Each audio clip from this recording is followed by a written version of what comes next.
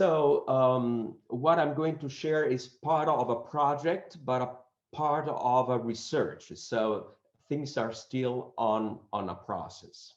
I would like to talk on beyond classical theism and what that means. The divine equation, I will present a very simple equation to illustrate what we have been dealing during also this conference. God in se, Deus in se, and God for us, God pro nobis.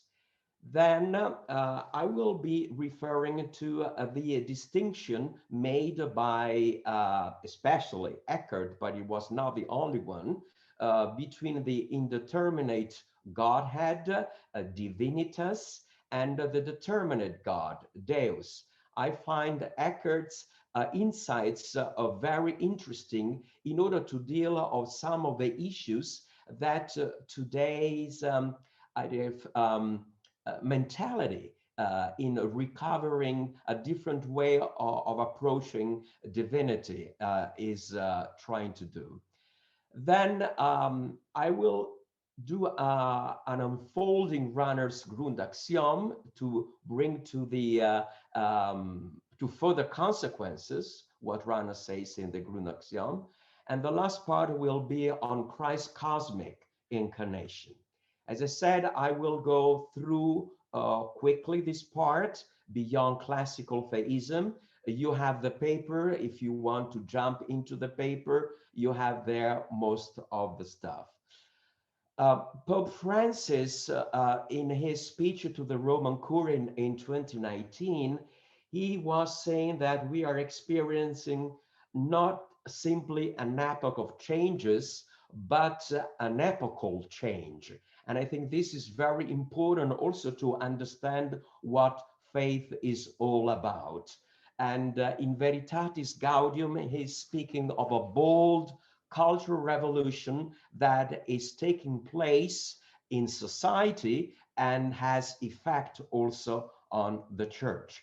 The statistics that have been shown, I guess, yesterday by Zbigniew regarding France, I would say how much are different from Poland or different from what for any other countries in Europe.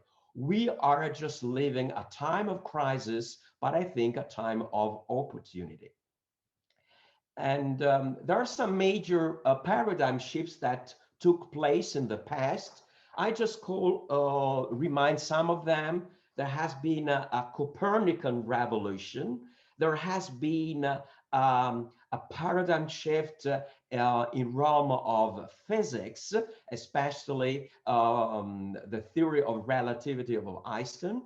But I'm referring to, during the paper, or especially to the shift from classical physics to quantum physics.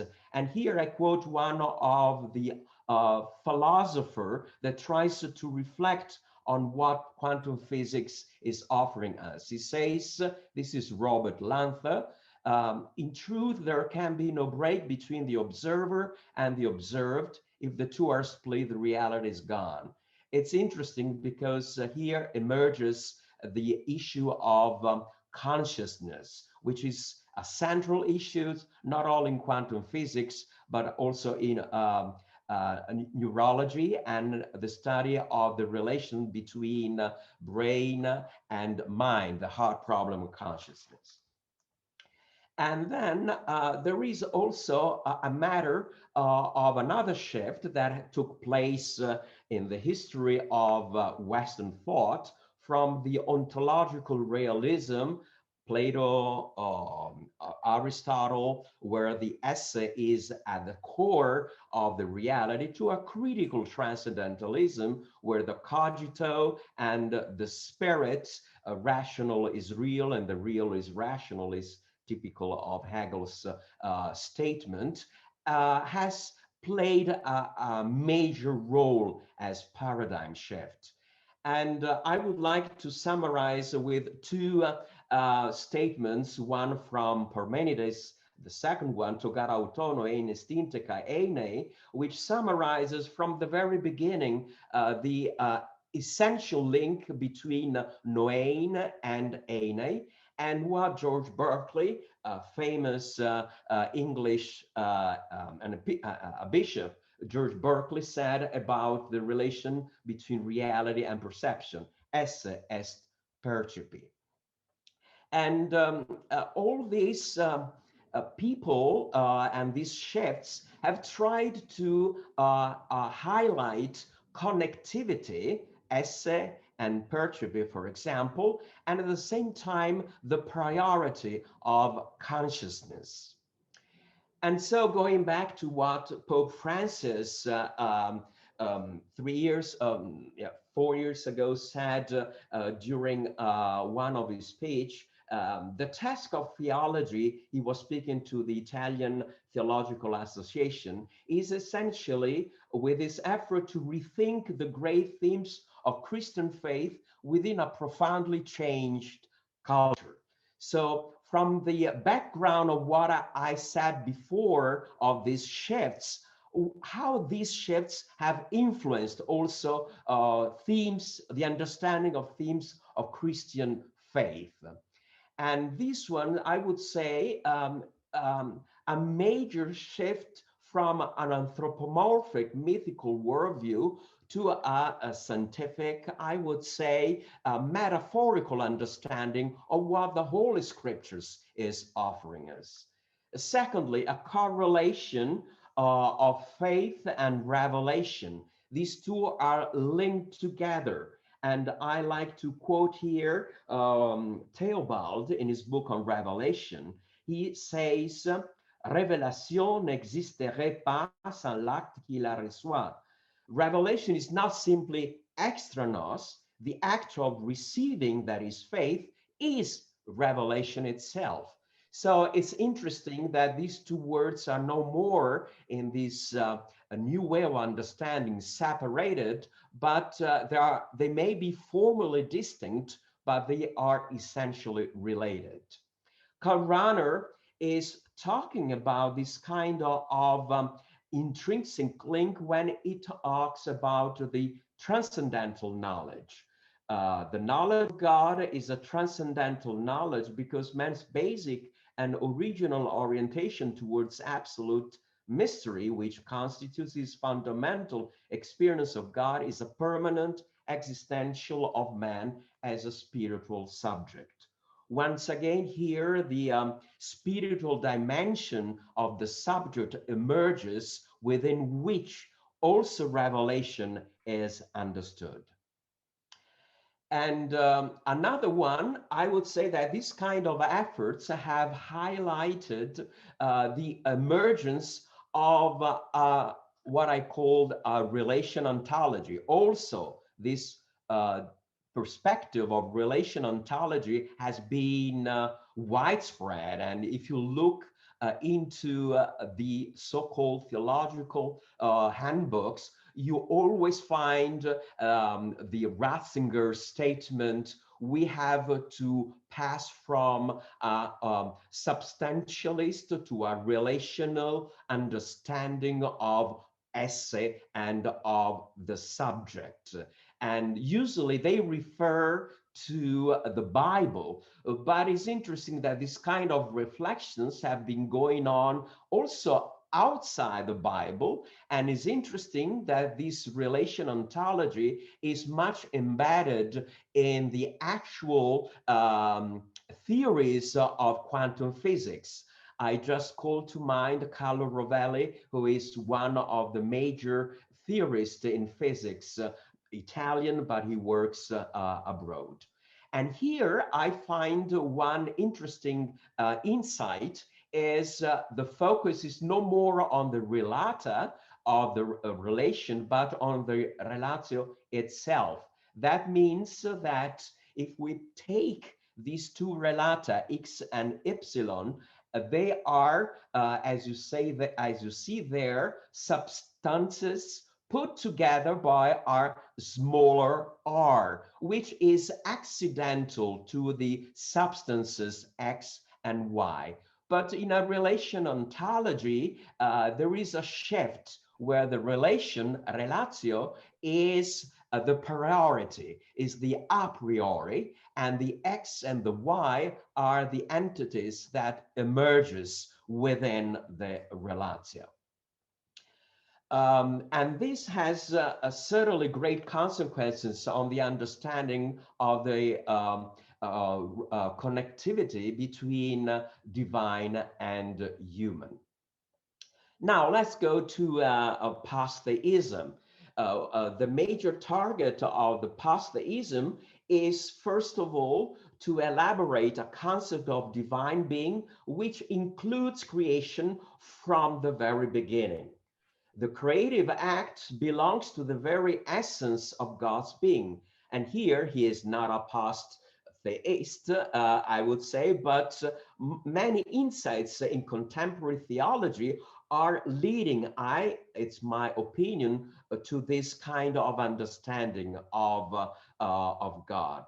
I quote Jungel: "This creative act of God is nothing else than God's being, which as such is creative being."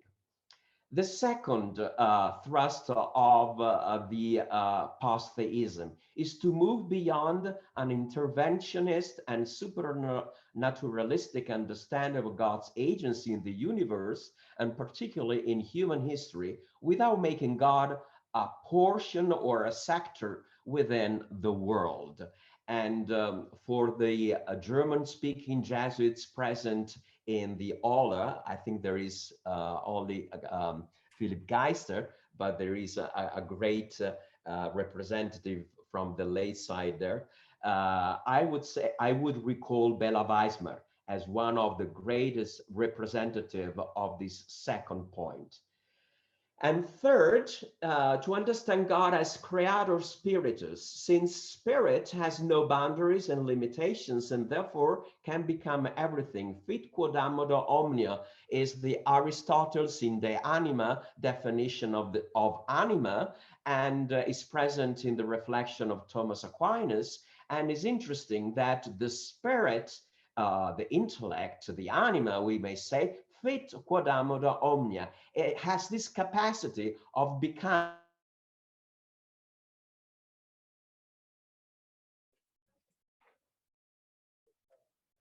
quod ammodo everything. It follows that since God is spirit, is shared to every being in the form of self-transcendence.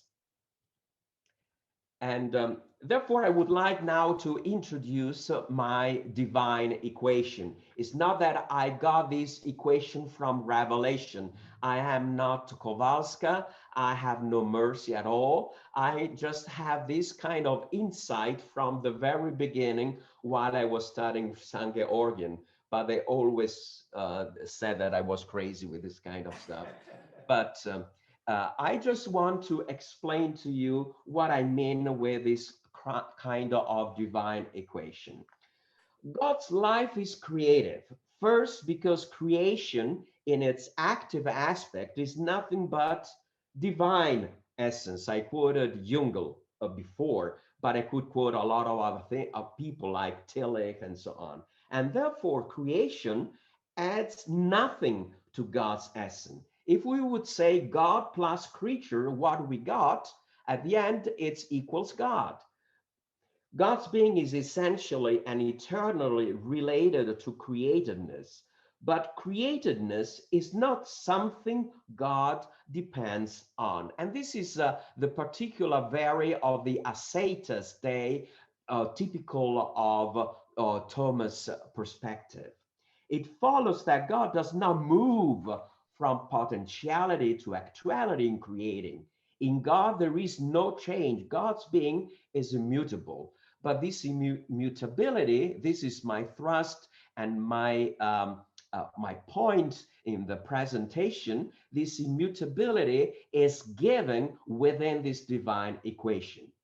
Second, because creation in its passive aspect also is not added to previous being. Creation is neither a motion from being to created being, nor a motion from non-being to being. quoting Thomas Aquinas in the Contra Gentiles, I would say, for creation is not a change, but the very dependency of the created act of being upon the principle from which it is produced. Creation is a kind of relation. So we may say that relatedness defines the ontology of createdness. So let's go to the divine equation. X stands for God and Y for createdness. In stating that X equal X plus Y, God's being X is nothing but his relation to createdness, X plus Y. That means that the relation between God and creation is not external or accidental, rather internal and essential to God's being. God is God just in his relatedness to creation. The relation between God and creation as its ground in God's being, whose essence is relatedness. And I would say that the definition given by Thomas about natura in divinis ipsa relatio, natura is speaking about natura in divinis ipsa relatio, is very much challenging this kind of understanding of relation ontology. The doctrine of the Trinity is an attempt and expression, so says one of these theologians from the post-theistic perspective, the Irish priest Diarmuid Morcue. He says the doctrine of the Trinity is an attempted expression of the fact that the essential nature of God is about relatedness and the capacity to relate, end quote. If I solve the equation, the result is that X equal X and Y equals 0. In being essentially related to creation, divinity identifies itself as God, X equal X, without having God being changed by creation. So immutability is preserved without denying the relatedness to creation. And here I would like to also to underline that Y reveals what is by itself outside its being relatedness. What Ecker says, all creatures are a pure nothing, they are a pure nothing. And this has kind of a paradoxical expression because it means that creation is only as relatedness. And so you see that the two relation, the first X plus Y corresponds to the relation of the first murmur R. And it's interesting what Bernard of Clairvaux said in his De Considerazione. I found this text so powerful and also a way to relate with the hello, are you listening to? Yes, we are. Oh yeah, okay, that's good. Sure. That's good. It's what he says, quid item Deus, what is God? We reply that without which nothing is, sine quo nihil est. It sounds very like Peter Knauer. Tam nihil esse sine ipso, quam nec ipse sine se potest. We say nothing can exist without him, just as he himself cannot exist without himself. He is self, ipse sibi, just as he is himself cannot, he is in everything that he is, so that in certain sense it can be said that there is only God, the one who is the being of himself and also of all other beings, qui sum ipsius esse est et omnium esse. Here it's the core of what I was dealing with discovering, the scholastic tradition, but especially the Neoplatonic energy within Thomas Aquinas. You know that he has these two kind of influences, and these two influences play a big role in depicting his not his thought.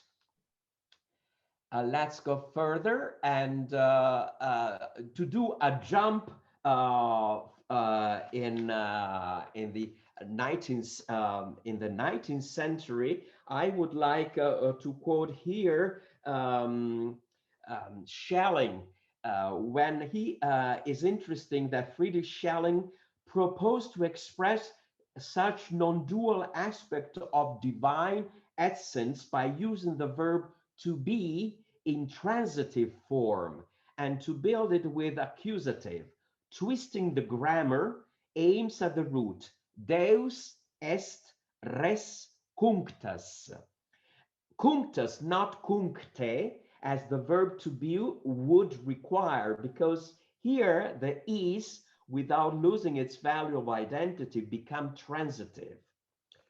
It's interesting, this kind of calling to mind, and with a picture, I just want to show you this panentheistic insight in Thomas Aquinas. He makes a comparison between the body and the soul, and here he says that properly is not the soul in the body, but is vice versa, is the body within the soul. And God, he says, should be understood in the same thing, that all things, we could compare it to the body, are in God. Once again, I think here we have the statement that I provided before, anima est quod ammodo omnia. Here on the slide where it gives you the opportunity to see the analogy between the body and the soul and God's self-consciousness and the world. And what is this God's self-consciousness? Is nothing but what we may call it with our Trinitarian language, the Logos and the Spirit. Let's go now to a further step and to the indeterminate Godhead and determinate God. Against Summa contra Gentiles, it's interesting that the equal to of my equation is what here Thomas says about the divine essence. He says, the divine essence is the likeness of all things. And here the word likeness is what in Thomas' idea is the causa exemplaris, which is the Logos. It's God's self-consciousness. Thereby, it follows that the conception of the divine intellect as understanding itself, which is its word, is the likeness not only of God himself understood, but also of all those things of which the divine essence is the likeness. And here is, as I said, is interesting, this kind of exemplar. With Trinitarian language, how can we translate it? Here I put the relation between the Father and the Son in the first left side. And on the other side, the right side is the Father related to the humanity and what is the self-revelation, we may say. And it's interesting that both are leading to a relation. There is a relation between the two. And this kind of relation is revealed in Romans 8, text that you know and has been quoted, I guess, the first day of our meeting, where it's speaking, where Paul is speaking of the spirit of adoption. And what is adoption is ouiothesia, where the root ouios is there. The Spirit himself bears witness with our spirit that we are children of God. So what happens is that the Spirit is this relation within, we would say, the immanent Trinity, and the Spirit is the one that realizes this deep union of the self-communication. Therefore, the understanding of the hypostatic union is very important because it means that is the union realized by the Spirit. What Paul in his letters is called the Christ. So as you see, there is a Trinitarian analogy of what I was doing before. Now, another example, and this is the last numbers that I give you. The last example is interesting that if we take number 10 as related to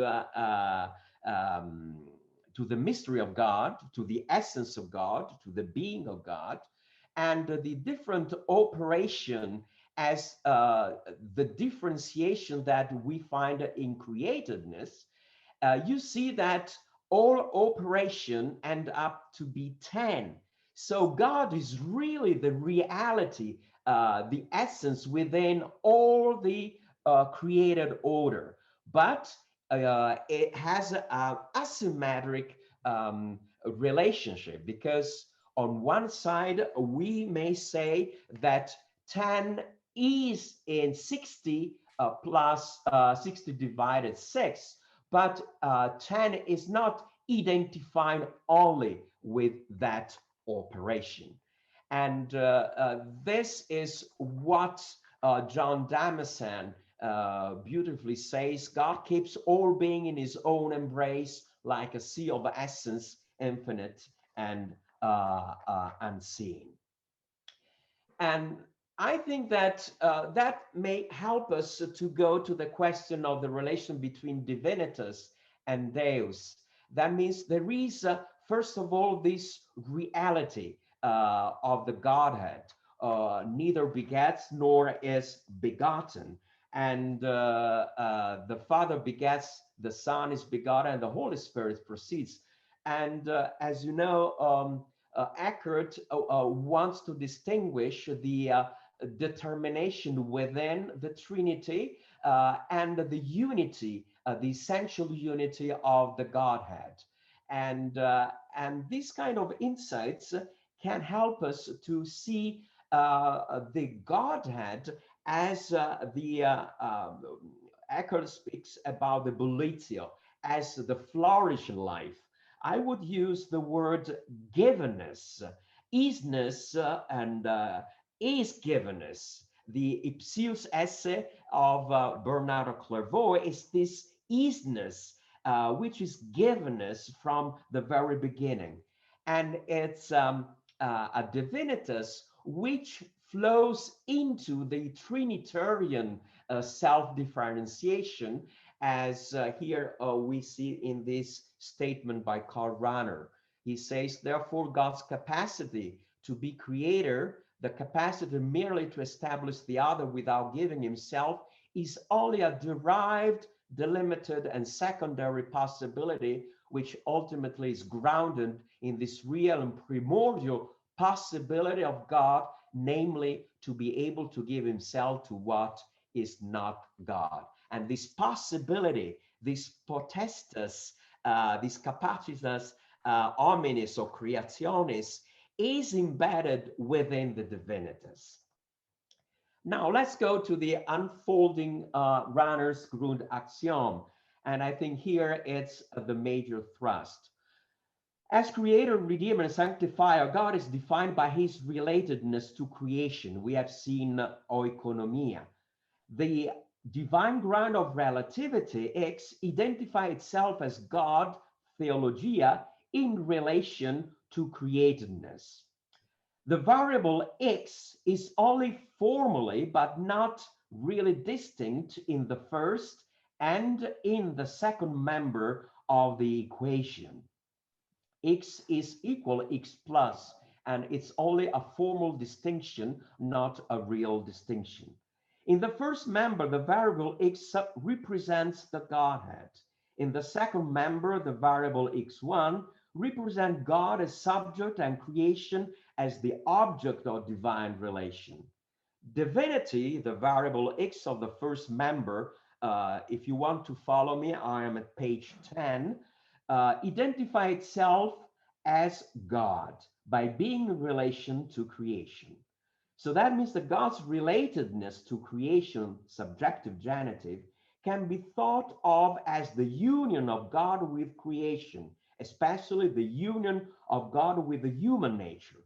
Such union of God and creation, of spirit and matter, and especially of God with humanity, is what the New Testament indicates with the term Christ, and the Christological Council of Chalcedon with the term hypostatic union. This union is not consequently added to God by a divine decision. It's not other allude than the divine essence. And this is the understanding of the Relatio Rationis for Thomas Aquinas. God's relation to creatures, oikonomia, is God in itself. And here you see Bulitzin and Ebullitio in Meister Eckhart. And here the Relatio Relationis, Rationis in Eckhart, and the Relatio Realis from the created side. Ranner's Trinitarian Grund axiom, the economic trinities, the immanent trinity, and vice versa, does properly express such consequence, but we need to unfold what is still concealed in such axiom. According to Thomas Aquinas, the relation that occurs between God and creation by virtue of the creative act is not a real relation, but only a relation of reason. If we explicate the Grund axiom, we need to say that the immanent trinity is real only as our experience of God, our mode of thinking, our way of understanding the Deus as Deus Trinitas. We have access to the ground of divinity in its becoming God for us. That is through our being referred to God, and that is what the New Testament calls faith. Karana underlines that, saying if we wish to understand the use of three persons correctly, this supposes that we forget the usual meaning of the words. We must always return to the original experience of salvation history. Here we have, let's leave the first one, the Divinitas and the Deus Trinitas. Here we experience the Spirit as we experience him as God, who is only one. We experience the Son as God and the Father as God. When we generalize and say that we experience three persons, we do so subsequently to our experience. Our generalization is, at least at first, a logical explanation, not some extra knowledge not included in the original experience. And it's very helpful to remind Augustine in the De Trinitate when he says that when we speak about person is non ut illud diceretur, sed ne taceretur. So it's an effort of the human language to express what is ineffable. I just leave aside the distinction between Nirguna and Brahma and Saguna Brahma, but it's very helpful because what has been said before in the last presentation by Darius about the essence of God and the attributes of God that are related in relation to creation, redemption, to humanity is very much close to the distinction that we find in Shankara in between the Brahma with attributes and the Brahma without attributes. And here it's the text of Post-Theism to understand divinity divinitas in transpersonal way. Let's go now to, I would jump quickly to last 5 minutes, I hope. You remember the three of the condemnations to John the 22nd, in Agro Dominico to Eckhart. And I guess that these kind of propositions condemned have become source of inspiration for a post-theistic approach to Christian faith. I just want to read them because they are very powerful, and this is Eckhart's thought. We are totally transformed into God, and we are changed into Him in a similar way as in the sacrament of bread is changed into the body of Christ. First one. The second, all that God the Father gave to his only begotten Son in human nature, all this he gave to me. In this I do not exclude anything, neither union, he's referring to the hypostatic union, nor holiness, but he gave everything to me as to himself. And the last one, everything that sacred scripture says about Christ, all this is also true for every good and divine man. I find this proposition challenging, and I hope that Pope Francis, as did John Paul II, take away the condemnation. John Paul to Galilee, I hope, Francis to Eckhart. Now let's go to the Christ cosmic incarnation.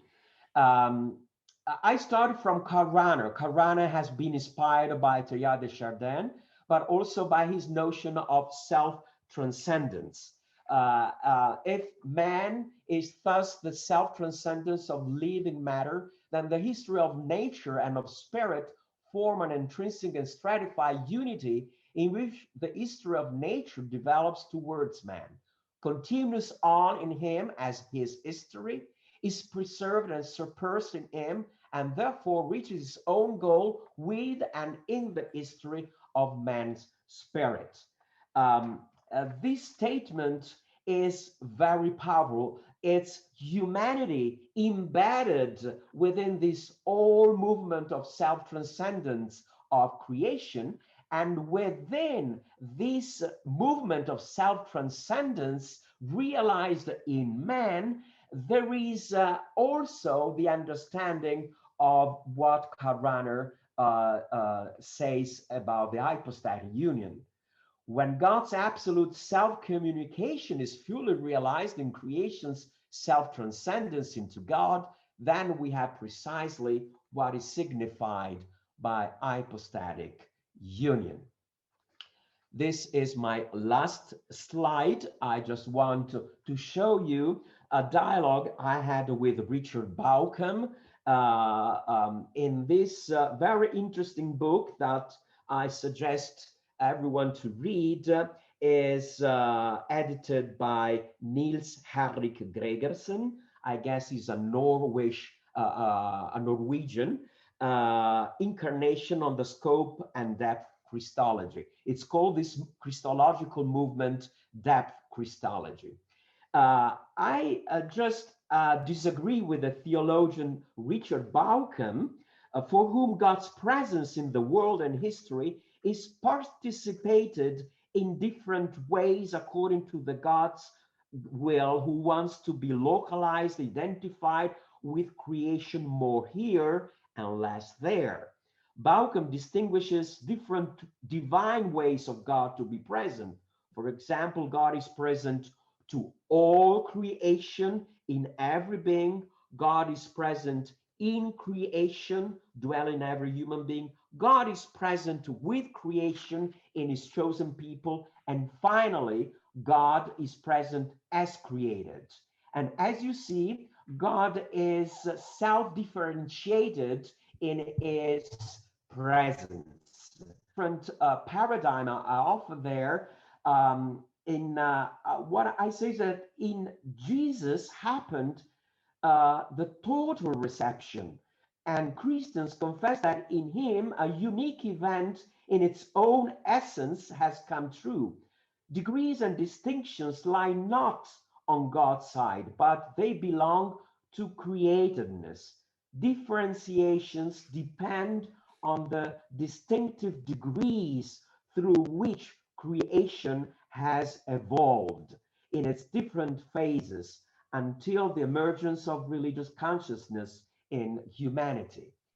And here I just end up quoting John Macquarie when he says, if I were to offer a definition of incarnation, I would say that it is the progressive presencing and self-manifestation of the Logos in the physical and historical world. For the Christian, this process reaches its climax in Jesus Christ, but the Christ event is not isolated from the whole series of events. Incarnation is not supposed to be an isolated event in Jesus Christ alone, but it seems to have been a continuous process of incarnation that began with creation, reaches climax in Christ, and continues even today. So God's Spirit drives creation to work forward to be new creation when God will be fully incarnated in all reality. Such approach to God's incarnation in Jesus endorses an understanding of God's presence which does not literally assume the mythical mindset of biblical language and avoids objectifying God's self in something extraordinary added to creation by means of special divine actions. Christ's incarnation grounds and exemplifies the grammar by which theology realizes the post-theistic transformation of Christian faith.